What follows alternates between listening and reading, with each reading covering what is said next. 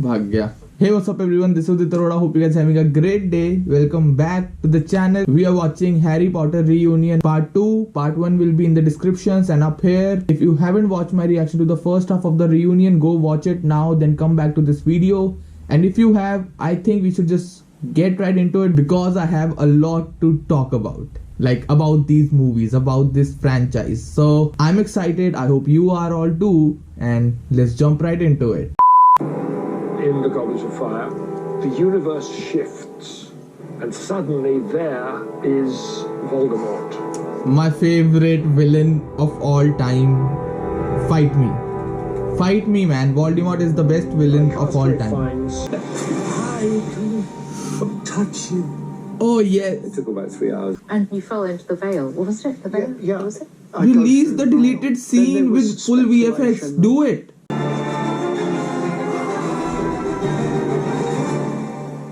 This was the first movie I cried in. I always say that there was an interesting In point the theater. for us as Oh, I hated her so much. I hated her so much with all my heart. I hated her. I still hate her. That character. Director who could handle that in an entertaining way. I hate her. I hate her. So well with actors, really pushes I won't them say that again. all the right way. Progress for the sake of progress. I hate her. This was the first Harry Potter movie I watched in theater, in 3D. From being childish. I don't think it was in 3D. I think Deathly Hallows was in 3D. I don't remember. But yeah, this was the first movie I watched in theater with my father, and I begged him, I want to see this in theater. we never talked about. One time it did happen with me, and they said, okay, this time we are going to blow up Hogwarts. Oh yeah, you got to do it, didn't you? You will take your...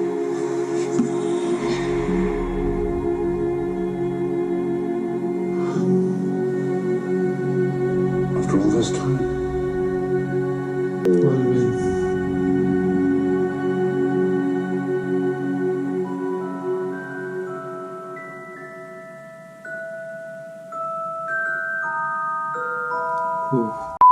Hi again. I had to write the structure of this discussion down. Harry Potter holds a special place for me and for a lot of kids in my generation and even now, right? I don't know how many people it has affected. I'm a very selfish person, so I know only about myself, and for me it actually, like, I grew with these films. So before I get into this, it's weird, nobody's gonna watch this, but it's me putting it out in the world, not to the actors or to the creators, but me putting it in my video and just saying it to the world, so maybe it reaches them. I just want to say thank you to all these actors who took on these roles when they were kids. Like, I don't know how to express this emotion. This is a weird emotion, but I want to thank them because they mentioned it. Like, at one point Emma was thinking of leaving the project, right, in Order of the Phoenix, and yeah, I want to thank you for not doing that. To all the actors, I understand, and I've seen interviews and podcasts and like the effect this industry has on kids, right? Plus a project this big when you are just a kid, and it's not like Home Alone or any other project with just 2 movies which went worldwide. These are 8 movies. 8 movies you have to come back to do every time. No matter what's going in your life, you have to get back in that character and be that wizard. And thank you. And how do I say it? Ki samajh aaye. Wait. It's because of that the illusion of Wizarding World hasn't died. It's that illusion of watching these kids grow with the movies, and that is the biggest magic trick of it all. To convince generation after generation of kids to watch these movies and fall in love with them, because we see those kids grow up. We see them right? It's like, okay.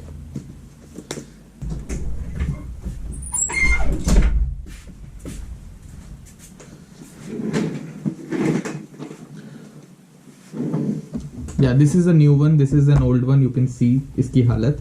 I have notebooks filled with quotes that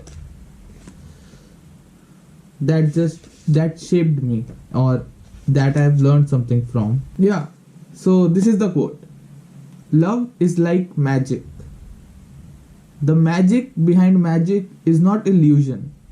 It's all the effort someone puts into making you believe that magic is real. And that's the love audience have for Harry Potter. It's not just a brilliant story and a beautiful movie with VFX. No, it's the effort. It's the effort to make us believe that Wizarding World exists. It's the illusion of that, and all the effort that goes into that illusion. So for that, I wanted to say thank you. Thank you for not breaking it. And I have to open the diary again. I've closed it, I said dramatically. But yeah, I have a lot more points to talk about. I just wanted to say thank you first and foremost. So let's start with light stuff, VFX. It was fascinating to actually watch them talk about it. How hard it was to create that world, a Wizarding World in that era. VFX wasn't that good. Everything had to be practical or somewhat practical, right? So to see that all again, now that I'm a 23-year-old interested in making films, to watch that now, I have a different level of respect for these creators, all of them. And casting, can we talk about casting? Like, all the characters were perfectly casted for this movie. Like, I cannot explain it, how they did it. It's magical. Every time I say magical, it's not pun intended, but it really fits well with the Wizarding World that we are talking about. It's magic how every character just is. You know, when people talk about, oh, nobody can replace Hugh Jackman for Wolverine, or nobody could replace Iron Man for Tony Stark. Dude, you can take this cast, from Neville to Harry Potter to all the side characters included. You take this entire cast of 8 movies and tell me to my face, which character can you change and be justified in that? These actors are these characters. Like, it's crazy to think how beautifully it all panned out. In today's time, no studio can pull it off. And the reason is, these movies were made with pure love. The love this story is about, that is in Harry Potter, is the same love they used to create these movies. Like, yes, they made it for money, but they made it with heart. And it's beautiful to see. It's so brilliant to see. Yeah. Third point. We are only on third point. I'm actually exhausted from emoting so much. But that's what happens when you talk about something you're passionate about. That's what happens. Amazing villain. I mean, I remember hearing about Voldemort, and in the first movie, I was a kid, right? I was a kid, 5-6 years old. I have no knowledge about what movies are. I'm just watching something on TV and be like, hey, fun with my cousins, right? TV के आगे चेयरों पे बैठे हैं 3 लोग, देख रहे हैं बच्चे छोटे छोटे, खुश हो रहे हैं स्कूल के बाद. He who must not be named, and it was like, what is this character, right? And as I grew up, I was watching these movies more and more, like, closer to the release date. Like, earlier I was watching them like maybe a year later. I had no internet, so no spoilers. I was just watching them the first time they came on TV. So yeah, it was always like, oh my god, what's happening, but I never really understood, like, what, Voldemort, what? I was a kid. You have to understand, I wasn't watching them multiple times with focus, like, cinematically and the story wise, if we see these character grow, I was like, fuck it, bro, it's fun. Foo foo. That's this is what I was doing when I was watching these movies. Movies playing here, me and my brother watching the movie. Avada Kedavra, Avada Kedavra, and we're just doing that. So I never understood how powerful Voldemort was. I always just felt his presence when they talk about him, how the music changes, how everything happened, like subconsciously, not like I'm 6-year-old analyzing all this. Oh my god, the shift in the music, as they have said it. No, I don't give a fuck. So, so yeah, it was in Goblet of Fire when that scene happens, when we see Voldemort for the first time. Like, not the first time, but like in his form, right? In his form, and I see Harry Potter struggling. And as a kid, I am like, yeah, Harry Potter's gonna win this. Harry's gonna win this. And even though he does some, like, it has a ending where he survives, but he doesn't win. And I remember, like, I was scared watching this movie on a TV with cousins. Like, the environment is not a theater environment. I'm not like deep into the movie or something. We're just 3 kids watching a Harry Potter movie, and suddenly the shift when people are actually crying.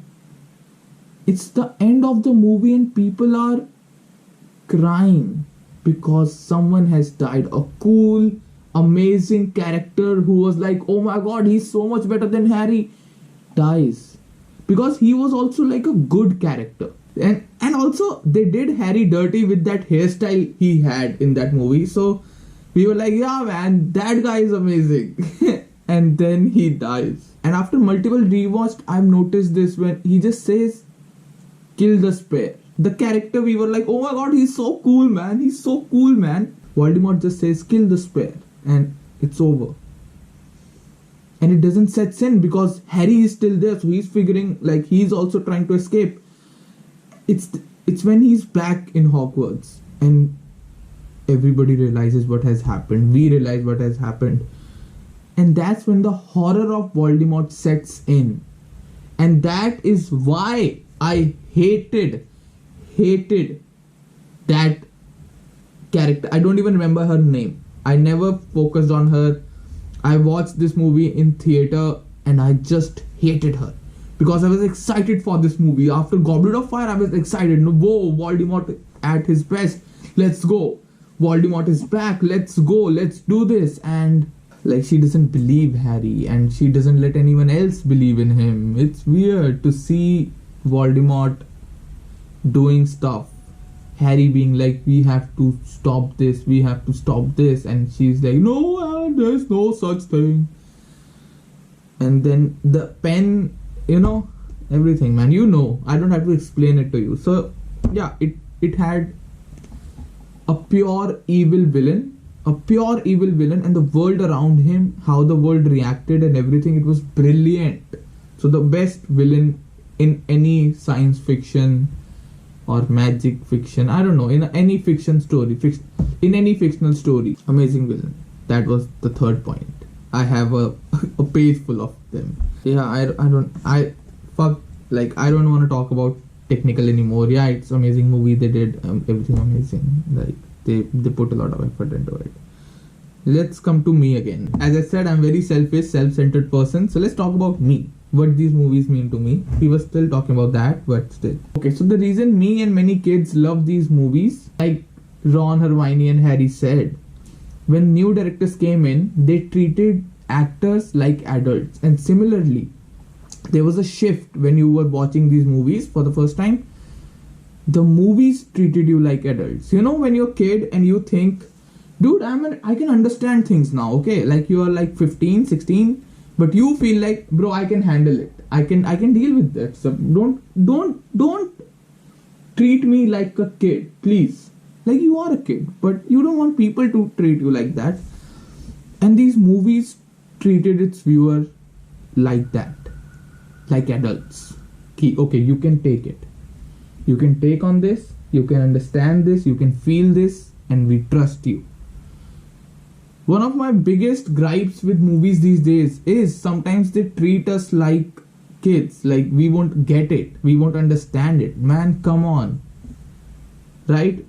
And these movies understood that. When they took us into the world with the first and second movie, it was welcoming, it was childlike, it was like, oh my god, come see magic. And then they were like, now that you have spent 2 years in Hogwarts, you are old enough to sit with adults on dinner table and contribute to our gossip about the world. And that's when we hear about Voldemort and we see deaths around us.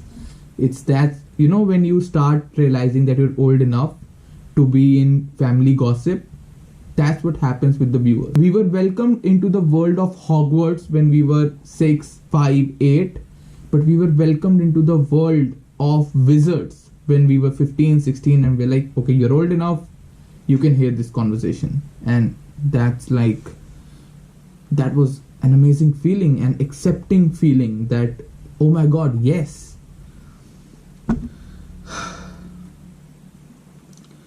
And with that, I must say, the movie has given me a lot of life lessons. Like, I've learned a lot of my characteristics as a human have come from movies. And yes, they are romanticized, and yes, real world is not like that. But I've learned it from movies, and I implement them in my real life. One of which is, people and loved ones are worth fighting for.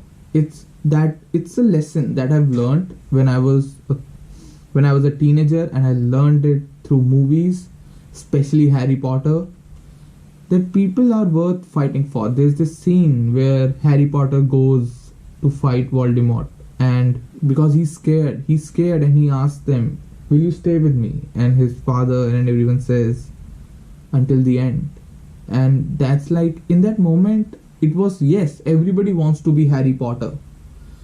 In that moment, I learned something, that you have to stay there for your loved ones, especially in the toughest of times, when they are facing their Voldemort, when they are going to sacrifice themselves just to kill that evil inside of them. You have to forgive them for all their mistakes and say like, dude, I'm with you, man, until the end, right? So yeah, in short, I learned the power of love. It's so cheesy when I say it out loud, but I learned the power of love through Harry Potter. That's what the whole series is about. It's pure evil with no love, no friendship, nothing. There's no kind of love in Voldemort. So when he faces this kid who's so pure, so full of love, so yeah, power of love. I'm not gonna cry. As I said, there's no emotion there. I've cried enough about Harry Potter talking to other people. So this was child's play for me to watch Reunion. But I still want to talk about it because that's what I love to do. I love to talk about movies. And this series holds a special place in my heart. It's like the first cinematic series I've ever watched, never read books. Everything came as a surprise to me. So yeah, I've written World of Harry Potter. I have forgotten why I wrote this down, but okay, so the World of Harry Potter. Oh yeah, okay, I got it. So basically, like, I remember rewatching these movies in the lockdown in 2020, and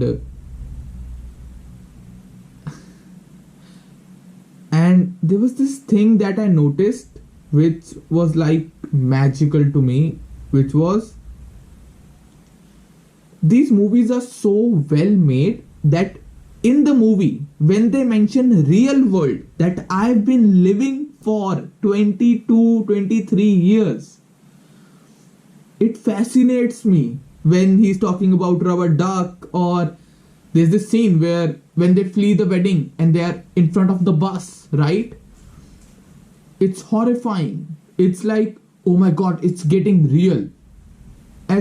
When they collide with the real world, when they interact with the real world, it all suddenly starts becoming more real. This sentence doesn't make sense, but you know what I'm saying. Like, from this fantasy world, it becomes so much real. Oh my god. So in the last two movies, I really loved it. I remember when the movies came out, there was a huge backlash for Deathly Hallows Part 1, that nothing really happened, like they were just roaming around in the real world and stuff. And I was like, when I watched it, I was like, oh my god, shit just got real. So much so that they're in our world now. I remember Order of Phoenix when the first time he does his. I remember when he first deals with Dementors in the real world and the consequences he has to face in that movie. So when in Deathly Hallows everything is happening in real kind of world, it's scary, it's terrifying, it's like building up this thing that is about to happen in the next movie. And that's the beauty of these films. They made real world amazing to see. We spent so many years in the Wizarding World that when they finally traveled the real world, it was like scary, adventurous, magical, amusing, everything that Hogwarts was in the first movie. And I think it's, I can't explain it. I can just ramble about it and rant about it, and you will understand it because you feel the same way that I do. We all do. Okay. So मैंने reaction में बहुत बोला है. So in the reaction I said this a lot. This is my favorite character. This is my favorite character. This is definitely my favorite character. It's more about I've learned different things from different characters. I was younger. I didn't really learn much from Harry, Ron, Hermione. You know, they were just characters. It was when I was 17, 18 years old and I was watching these movies again and again that I learned to be brave from Harry. That's his superpower. He's brave. I've learned the power knowledge holds from Hermione. I've learned the power of friendship and the power of family and love from Ron. How important it is to be with your family, right? I've learned to be myself unapologetically from Luna. I've learned to love from Snape. How ironic. But that's not all I've learned from Snape. In my earlier years, I learned to respect my teachers in school through Snape. I saw them all as these characters who were always like running behind us and stopping us from having fun. But as I grew older and the stories went on, I learned that these teachers also are human and they have their whole lives and they just want the best for us and they're doing everything they can. It may not be everything I want, but they are doing everything that they can. So I learned that from Snape, and then I learned to love from Snape. Last but not the least, Draco Malfoy. From him I learned that there is tendency to be evil or bad in all of us. And people who are bad are mostly just broken, right?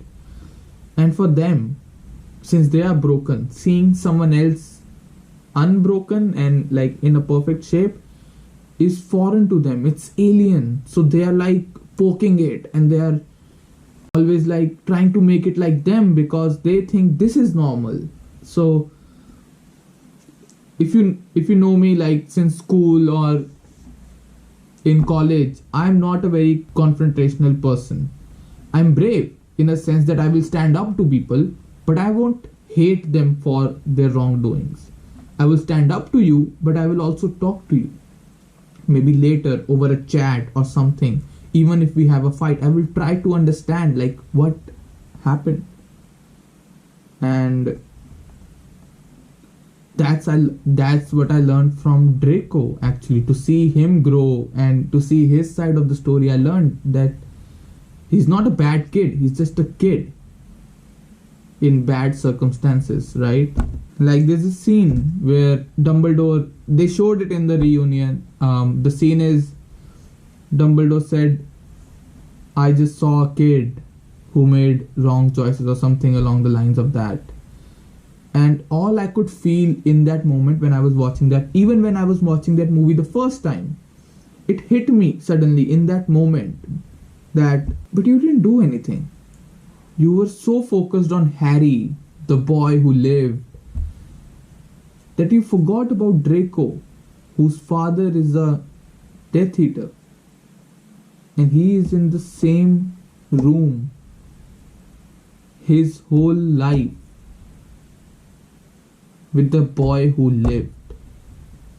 So of course he's bitter, of course he has that animosity, and you did nothing while you gave everything to Harry. What favoritism actually leads to. This is all I've learned when I was 18 or 19 years old. Maybe younger, I don't remember the dates exactly, but I'm hoping I was that old, because if I was younger, I learned a lot of life lessons that people in their old age learn from these movies. So yeah, people in my life today say, how are you always so unbothered, and how do you act so, I don't want to say maturely because I have done some petty shit, but in some circumstances I do act way too maturely, and sometimes I feel like it stops me from having fun. But it is because of these movies, the movies that I grew up watching. They shaped me like this. They taught me all this way too early, because they treated me like adults, and I loved it. I loved it at that time, I love it now, and I'm glad I learned these lessons without making mistakes myself and just watching characters do their part. So after that whole list, now let me come to my favorite character of all time ever written in the cinematic history, Neville Longbottom. Like, I've laughed at this kid my whole life, but I've never laughed out of like, oh, you are such a silly character. It was always so pure, like friends having a laugh, and we all laughed at him. Watched him grow up. There was this sad story about his parents in Order of Phoenix. I'm laughing, but it was sad at the moment. I'm laughing because what comes next than what we see before, like all that joking and what he is, right? It's the realization when it hits you. It actually hit me again in 2020 when I rewatched the entire series again. It really hit me. I was an adult. He could have been the boy who lived. It was a chance encounter that Harry was the boy who lived. When I see Neville and I laugh at him my whole life, to be in theater and then see him, when we see Harry dead, like we see him dead, we see him talk to Dumbledore who's also dead, and Hagrid is there all sad, moppy, and it's so good to see him take the charge and be like, no, we do not bow to you. And it was empowering. For like, I'm a Harry Potter fan, so I always visualize myself as Harry Potter, but deep down we all have that insecurity. We all know the truth that we are Neville Longbottoms. We're not the boy who lived, we're just another classmate. And in that moment we become Harry Potter. When he's dead, he takes the charge, and when he kills Nagini, it's like, oh my god, yes, that's the redemption arc of a lifetime. Andrew Garfield, who? I mean, come on. So yeah, my favorite character will always be Neville Longbottom, and that's it. I don't know how to do this intro. I actually had a blast talking to you guys. This was the best thing out of the reaction. The discussion was the best thing I did. I feel so light. I feel so happy. I'm an introvert. It's been a long time since I've had anyone to talk openly about something I'm passionate about. So it was really nice dumping it all out to the world. So thank you for watching. Hit like, share, subscribe, hit the bell icon, comment down below, do all of that, and I will see you tomorrow. See ya.